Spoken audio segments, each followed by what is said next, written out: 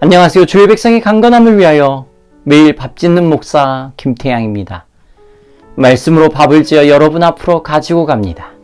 오늘의 말씀은 욥기 9장 22절 말씀입니다. 표준 세번역입니다. 나에게는 모든 것이 한 가지로만 여겨진다.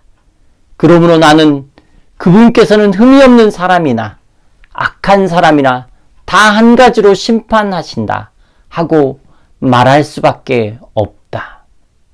신학적으로 완전한 충고를 하고 있는 빌닷의 이야기를 듣고 이제 욥이 이야기합니다. 욥이 말하는 것을 정리하면 이렇게 표현이 가능할 것 같습니다. 삐뚤어질 테다. 삐뚤어질 테다. 욥에게 이런 이야기가 나오고 있다는 것에 당황하셨습니까? 욥이 이렇게 말하는 이유를 말씀을 통하여 살펴보면 세 가지를 찾아볼 수 있습니다.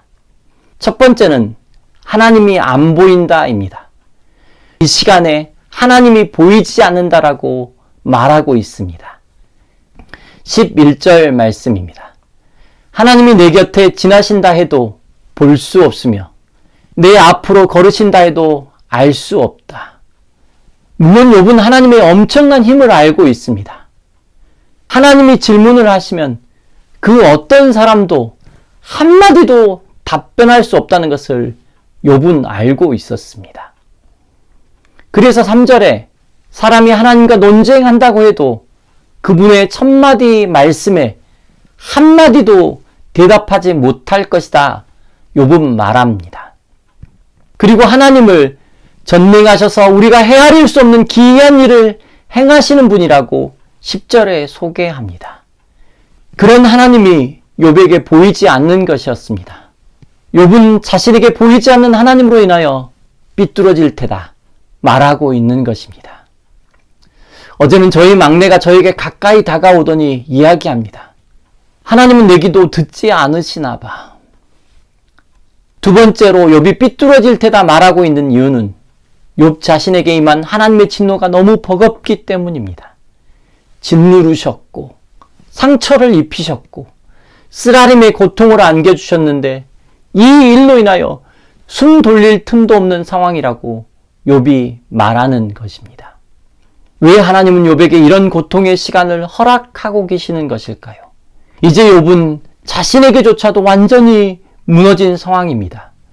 이제 세 번째, 삐뚤어질 테다 말하는 이유는 욥이 자신의 생명까지도 천하게 느껴지기 때문입니다.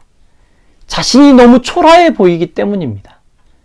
하나님이 악인을 대하는 모습이나 자신을 대하는 모습이 별로 차이가 느껴지지 않습니다. 22절 말씀입니다. 나에게는 모든 것이 한 가지로 여겨진다. 그러므로 나는 그분께서는 흠이 없는 사람이나 악한 사람이나 다 한 가지로 심판하신다 하고 말할 수밖에 없다. 그래서 욥은 삐뚤어질 거다라고 말하는 것입니다. 이제 욥의 친구 엘리바스에 이어 빌닷 두 번째라 그렇지 욥의 이런 이야기를 계속 듣는다면 듣는 청자들도 지겨워서 도망가고 싶을 것입니다. 삐뚤어지는 욥, 우리는 어떻게 보아야 할까요? 하나님은 욥을 어떻게 보고 계실까요? 하나님은 내 기도 듣고 계시지 않으시나 봐 말하는 저희 막내의 이야기를 드렸습니다.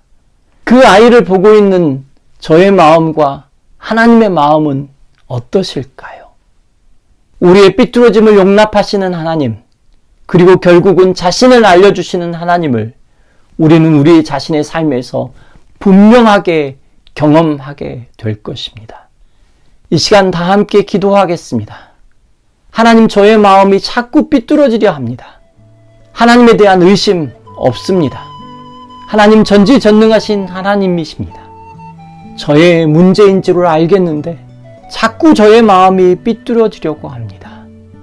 하나님, 피할 길, 그리고 주님의 넓은 품을 오늘 저의 삶에 알려주옵소서.